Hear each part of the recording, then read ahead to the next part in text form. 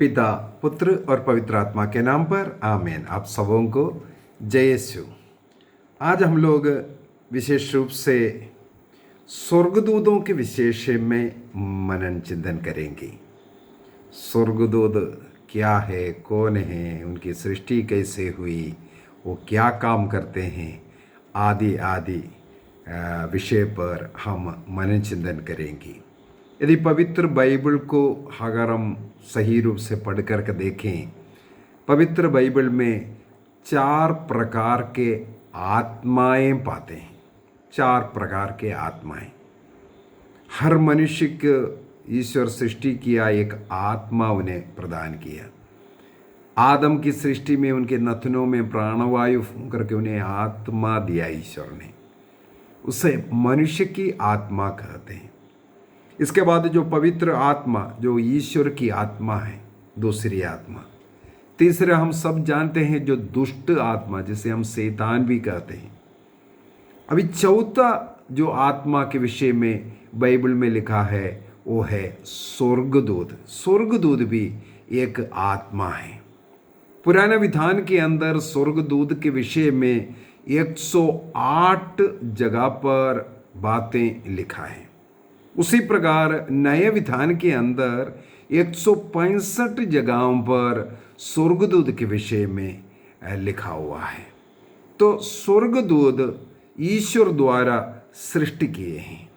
मनुष्य के सृष्टि के पहले ही स्वर्गदूत का सृष्टि हो चुका है, क्योंकि हम लोग उत्पत्ति ग्रंथ में जब आदम और हेवा ने पाप किया, उत्पत्ति ग्रंथ उसके अध्याय 3 वाक्य 24 में करीबों को हम लोग पाते हैं। तो मनुष्य की सृष्टि के पहले ही स्वर्गदूतों का सृष्टि हुई। और यदि हम लोग स्तोत्र ग्रंथ अध्याय 8 वाक्य 6 को पढ़ेंगे, वहाँ पर लिखा हुआ है स्वर्गदूत मनुष्य को ईश्वर ने जो सृष्टि किया है वो स्वर्गदूतों से थोड़ा सा छोटा, अर्थात स्वर्गदूत मनुष्य से थोड़ा सा ऊपर का स्थान में है। और उन्हें भी अमरता का सृष्टि की है। वो शरीर के साथ नहीं आत्मा है, इसलिए वो अशरीरी है। वो आत्मा होने के कारण वो हमेशा अदृश्य रहता है, लेकिन कभी कभी कोई काम के लिए उनको ईश्वर शरीर भी प्रदान करते हैं। तो इस प्रकार का एक रूप है स्वर्गदूतों का। अभी हम पवित्र बाइबल में अनेकों जगह पर स्वर्गदूत को कई काम करता हुआ देखते हैं। स्वर्गदूतों के काम के अनुसार, उनके ड्यूटी के अनुसार इन्हें विशेष रूप से संत ग्रिगरी ने 9 ग्रुपों में विभाजित किया है। स्वर्गदूतों को संत ग्रिगरी ने उनके काम, उनके दर्जा, ये सब पढ़ करके 9 गणों में, 9 ग्रुपों में इन्हें विभाजित किया। वे इस प्रकार से हैं। सबसे ऊपर प्रभु के साथ रहने वाले सराफिम, इसके बाद शरूबियम, इसके बाद त्रोनस, इसके बाद डोमिनेटर्स, इसके बाद प्रिंसिपालिटीज, छठवां है पावर्स, सातवां है वर्च्यूज, 8वां है आर्कएंजल्स जो मुख्य दूत, और 9वां है एंजल्स। और इनका भिन्न भिन्न काम है।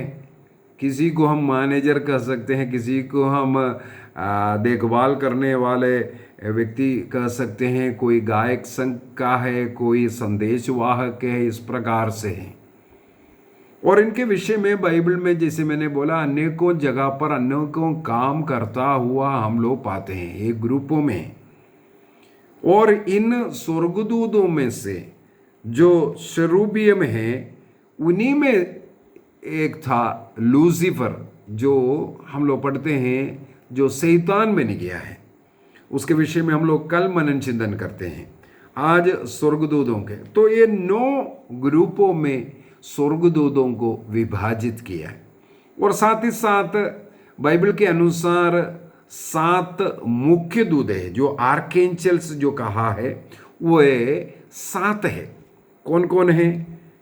मिखाएल हैं, रफाएल हैं, गब्रिएल हैं, ऊरिएल हैं, सराख्वेल हैं, रगुएल हैं, रमाएल। ये इस प्रकार 7 मुख्य दूत या आर्केंजल कहते हैं। तोबित का ग्रंथ उसके अध्याय 12 वाक्य 12 से अगर हम पढ़ेंगे, वहाँ पर स्वर्गदूत रफाएल स्वयं इसको प्रकट करते हैं। ईश्वर के सानिध्य में उपस्थित रहने वाले उन मुख्य 7 दूतों में एक मैं हूँ, और तुम्हारी प्रार्थनाओं को प्रभु तक पहुँचाना, और तुम्हारी परीक्षा लेना, और आज तुम्हें स्वस्थ करने के लिए, और सारा का विवाह तोबियास के साथ करवाने के लिए ईश्वर ने भेजा है। इस प्रकार वो प्रकट करते हैं। उनके साथ रहते वक्त उसको खाना खाता हुआ, पानी पीता हुआ सब दिखाते हैं, लेकिन वो आखिर में बताकर देते हैं, जो कुछ आप लोगों ने ये देखा है ये एक नाटक था, वो छाया था, मैं भोजन नहीं किया है। अर्थात स्वर्गदूत आत्मा है, उनको ऐसे एक शरीर देता है, इसके बाद वो भोजन नहीं करते हैं। उदाहरण के लिए प्रभु ईसा मसीह ने अंतिम भोजन के समय पर कहा, जब तक स्वर्गराज नहीं जाएगा तब तक दाग का ये रस मैं नहीं पीऊँगा, रोटी नहीं खाऊंगा करके। लेकिन ईसा मसीह पुनर्जीवित होने के बाद शिष्यों के पास आते हैं, और लिखा है वह मछली उठा करके उन्हें खा करके दिखाया, देखो मैं जीवित हूँ। केवल वो छाया मात्र है। पुनर्जीवित प्रभु इसके बाद भोजन नहीं करते, वो एक दिखावा मात्र था। तो ये आर्केंजल रफाएल इस बात को दर्शाया है, बताया है। और कुछ बातों को हम लोग देख सकते हैं बाइबल में इन्होंने क्या क्या किया है। हमें ये मालूम होना चाहिए, हर व्यक्ति की आत्मा बहुत ही कीमती है, मूल्यवान है, और कोई मूल्यवान चीज को पहरा बिठाना बहुत ही जरूरी है। अगर सोना चांदी हमारे पास बहुत है, हम हमेशा उसके साथ रहेंगे, उसका देखभाल करेंगे। उसी प्रकार ईश्वर के नज़र में जो मनुष्य को जो दिया हुआ मनुष्य की आत्मा बहुत ही ज़्यादा कीमती है। ईश्वर नहीं चाहता है एक भी आत्मा नष्ट हो जाए, एक भी मनुष्य नष्ट हो जाए, ये ईश्वर नहीं चाहता है। इसलिए हर मनुष्य को उनके साथ में एक सहायक के रूप में एक दूत दिया। उनका नाम है रक्षक दूत, हम लोग कहते हैं।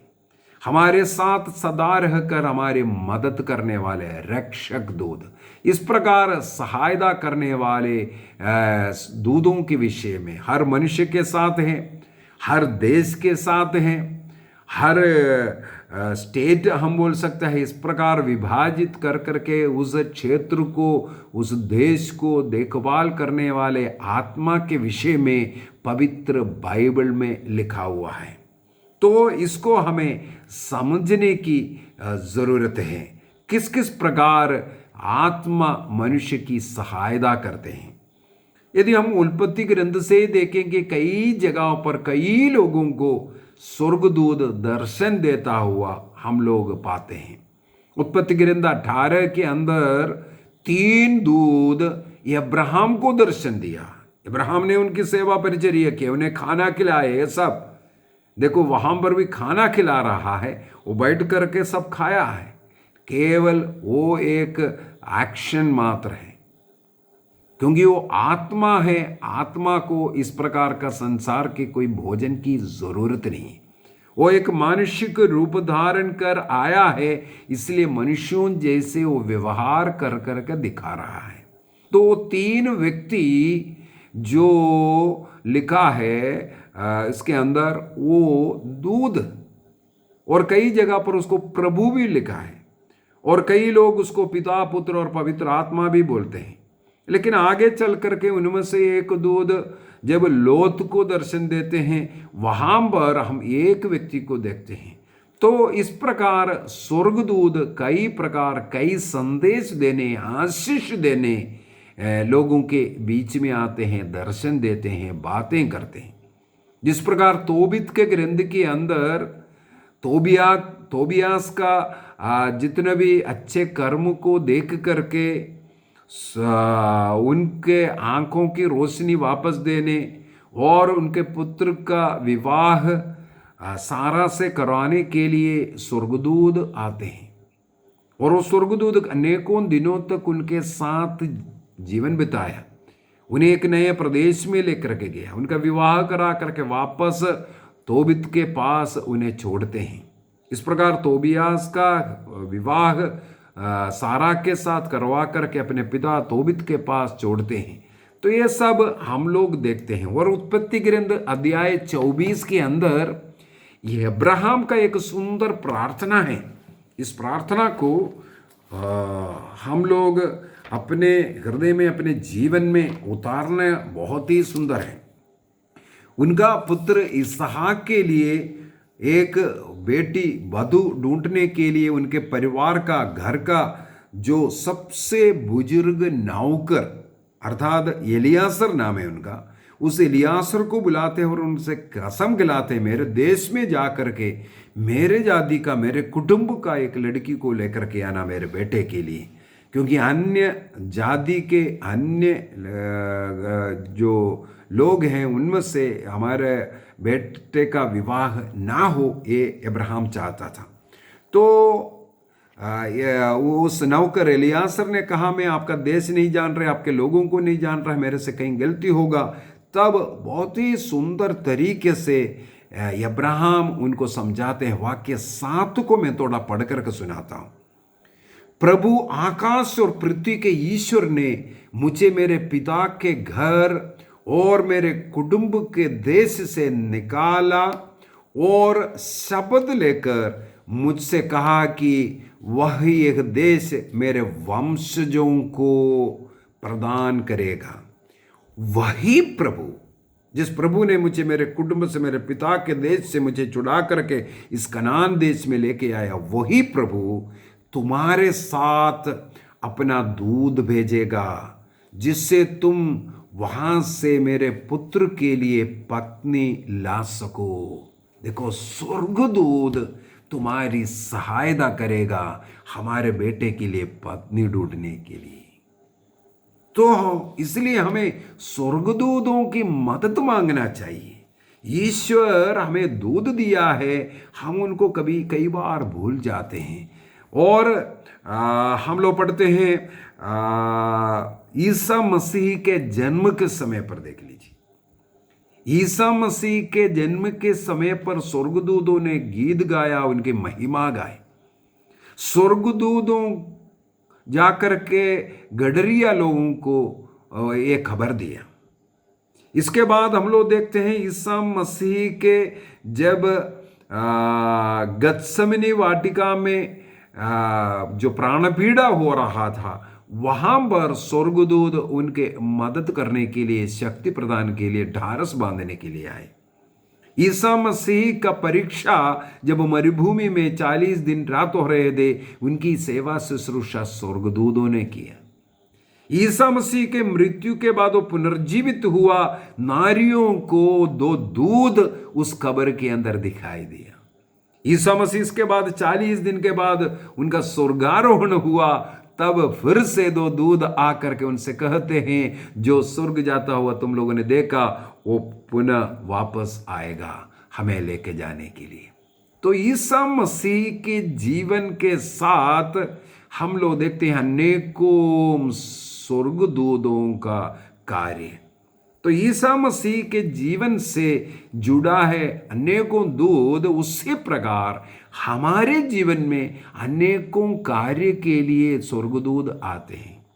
जिस प्रकार मरुभूमि में अपने बच्चे को लेकर के जाने वाले हागार को पानी देने वाले स्वर्गदूत को देखते हैं, हबक्कूक को दानियल के पास लेकर जाकर खाना खिलाने वाले स्वर्गदूत को हम देखते हैं।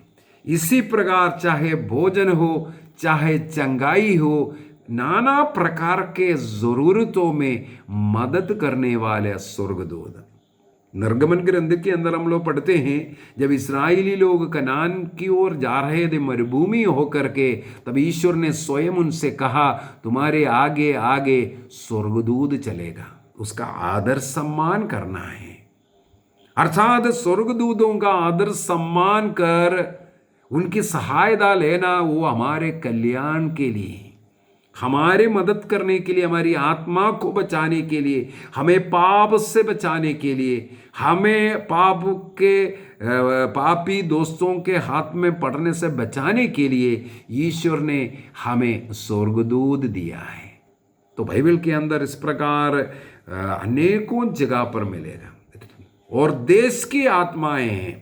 बारूक के ग्रंथ अध्याय 6 वाक्य 5 से 7 तक अगर पढ़ेंगे, या निर्गमन ग्रंथ अध्याय 14 में वाक्य 19 में पढ़ में, हर देश के लिए, इज़राइल के लिए, उनका भारत देश के लिए हमारा एक दूत रहता है। तो इस प्रकार अनेकों दूतों को बाइबल के अंदर कई कार्य करता हुआ हम लोग पाते हैं। संत जोसेफ को अनेकों बार स्वर्गदूत ने दर्शन दे करके क्या करना है क्या नहीं करना है गाइडेंस देता गया। इसी प्रकार हमारे जीवन में भी हमारे हर कार्य जो मदद करने के लिए, रास्ता बताने के लिए, सब स्वर्गदूत मदद करता है। स्वर्गदूत हमें बचाता है। मैं मेरे जीवन का 2 एक्सीडेंट्स याद करता हूँ। एक है एक रोड एक्सीडेंट, में स्कूटर चला करके जा रहा था, एक बेटी साइकिल में आकर के एकदम क्रॉस किया, मैंने स्कूटर को एकदम ब्रेक पकड़ा तो मेरे दाहिने पैर के सहारे स्कूटर एकदम मुड़ गया। अर्थात मेरा दाहिना पैर एकदम घुटने से उल्टा जो टूट कर करके गिर गया था। वहाँ पर निसहाय अवस्था में सड़क में पड़ा हुआ था। 3 लोग उस समय पर, थोड़ा बुजुर्ग लोग वहाँ पर आए। 2 लोगों ने मेरा उस दाहिना पैर को उठा कर जो पकड़ कर रखा, तीसरा व्यक्ति ने जो मुड़ कर के उल्टा पड़ा हुआ जो पैर है उसको धीरे से खींच करके सीधा कर करके दिया। इसके बाद मुझे उठा करके उसी स्कूटर में बिठाया जहाँ मुझे जाना था। बड़े तकलीफ के साथ ही है। इसके बाद जा कर के प्लास्टर डालना है, ये सब कुछ जो करना है। कौन था क्या था, उस समय पर 3 लोग आए। मैं कहता हूँ वो मेरे लिए स्वर्गदूत है। उसी प्रकार जब 2010 में मैं ट्रेन के नीचे रायगढ़ रेलवे स्टेशन में गिर गया था, ट्रेन के नीचे गिर गया था, स्वर्गदूत, ईश्वर की आत्मा, ईश्वर ने अपना दूध भेज करके मुझे कटने से बचाया, अपने हाथों में उठा कर रखा। तो अनेकों इस प्रकार एक्सीडेंट हो या अन्य समय हो, हमारे साथ स्वर्गदूत रहकर हमारी मदद करता है। हमें विश्वास करना है। इसलिए बाइबल के अंदर अनेकों ऐसा घटना है। केवल हमारे जीवन काल में नहीं, मृत्यु के बाद ईसा मसीह ने लूकस के सुसमाचार अध्याय 16 के अंदर एक दरिद्र लाजर का और एक धनी व्यक्ति के विषय में कहानी सुनाया। लाजर जब मर गया था, अंबर लिखा है स्वर्गदूतों ने उन्हें उठा करके अब्राहम के गोदी में रखा। अब्राहम की गोदी परदीसा का उदाहरण है। ईसा मसीह ने जो देने वाले जो डाकू से कहा था आज तुम मेरे साथ परदीसा में रहेंगे, वही अब्राहम की गोदी है। मृत्यु के बाद जो हम पहुँचते उस स्थान को, तो वहाँ पर स्वर्गदूत अर्थात हमारे मृत्यु के घड़ी तक हमारे साथ स्वर्गदूत रहता है। स्वर्गदूत हमें उठा करके स्वर्ग पहुंचाते हैं। माँ मरियम के स्वर्गारोपण के स्वर्ग में उद्ग्रहण का जब पर्व हम मनाएंगे उस समय पर भी हम लोग मनन चिंतन करते हैं, स्वर्गदूत ने शरीर के साथ उठा लेगी। नबी एलिया को स्वर्गदूतों ने उठा करके लेकर के गए शरीर के साथ। हेनोक को इसी प्रकार स्वर्गदूत ने ईश्वर के पास मृत्यु के बगैर लेकर के गए। इसलिए स्वर्गदूत हमारे साथ निरंतर रहने वाला, सहायता करना, हमारे ज़रूरतों में हमें मदद करने वाला है। और रेवलेशन प्रकाशना ग्रंथ उसके अध्याय 5 में हो या इतिहास का ग्रंथ अध्याय 6 वाक्य 1 से हम लोग पढ़ते हैं, निरंतर प्रभु की स्तुति करते रहने वाला स्वर्गदूत पवित्र पवित्र पवित्र कह करके हल्लेलुया बोलते हुए निरंतर प्रभु की स्तुति करने वाले स्वर्गदूत के विषय में हम लोग पढ़ते हैं। माता मरियम के पास गब्रिएल स्वर्गदूत आया कर करके लूकस के सुसमाचार अध्याय 1 में लिखा है। वही स्वर्गदूत गब्रिएल सक्रियस को भी दर्शन दिया। तो इस प्रकार दर्शन देकर के ईश्वर का संदेश पहुंचाने वाले स्वर्गदूत के विषय में, जब पेतरुस जेल में बंद था, अगले दिन उनका हत्या होना था, क्योंकि याकूब का हत्या कर चुका था हेरोद ने। पेतरुस को पकड़ करके जेल में बंदी गृह में बिठाया। अगले दिन उनका हत्या होना है, लेकिन उससे पहले ईश्वर का एक योजना है पेतरुस के इस प्रकार हत्या ना हो। इसलिए स्वर्गदूत आकर के उन भेड़ियों को खोलते हैं, उस जेल के दरवाजा खोल करके पेतरुस को जेल के बाहर पहुंचाया, इसके बाद जाने दिया। इस प्रकार हम लोग देखते हैं स्वर्गदूत हमारे ज़रूरतों में ईश्वर की इच्छा को पूरी करते हुए मदद करने वाला। और हम लोग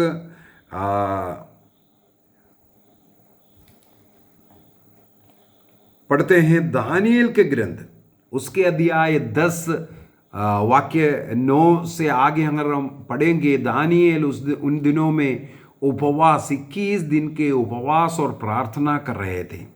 उस समय पर उनको भी एक दर्शन दे करके जिस मतलब के लिए वो प्रार्थना उपवास कर रहा था उसके विषय में उसको उस खुशखबरी देने के लिए स्वर्गदूत पहुंचते हैं। हमारी उपवास प्रार्थना भक्ति के लिए हमारा मददगार है, हर कार्य के लिए हमारा मददगार है स्वर्गदूत। तो इस प्रकार स्वर्गदूतों के विषय में पवित्र बाइबल में अनेकों जगह पर लिखा हुआ है और प्रभु ईसा मसीह स्वयं उनकी सहायता ली है। इसलिए हमें डरने की, शंका करने की जरूरत नहीं है। हमारा एक रक्षक दूत हमारे साथ है, हर कार्य के लिए एक दूत है, ये विश्वास करना है। परिवार में शांति लाने के लिए, एकता में रहने के लिए सब ये स्वर्गदूत हमारी मदद करता है। तो उन दूतों का मदद लेते हुए स्वर्गदूत हमें शैतान से बचाता है, विशेषकर शैतान से लड़ने वाला स्वर्गदूत है। हमें शैतानी हरकतों से बचा कर रखने वाला स्वर्गदूत है। अभी ये जो कोविड महामारी है, इसमें भी स्वर्गदूतों का मदद हम ले सकते हैं। तो आइए, इन स्वर्गदूत प्रभु ने हमारे लिए सृष्टि किया है, हमारी सेवा के लिए हमें एक रक्षक दूत भी दिया है और अनेकों स्वर्गदूतों का घेरा हमारे चारों तरफ रहता है। स्वर्गदूतों का बाड़ा, जिस प्रकार अय्यूब का ग्रंथ अध्याय 1:10 में हम लोग पढ़ते हैं, अय्यूब और उसके धन संपत्ति के चारों तरफ बाड़ा बांध कर उन्हें सुरक्षा दिया। जी हाँ, स्वर्गदूतों का बाड़ा हमारा और हमारे परिवार का, हमारे प्रियजनों का चारों तरफ रहे, ये विश्वास करें और प्रार्थना करें। पिता, पुत्र और पवित्र आत्मा के नाम पर आमीन। आप सबों को जय यीशु।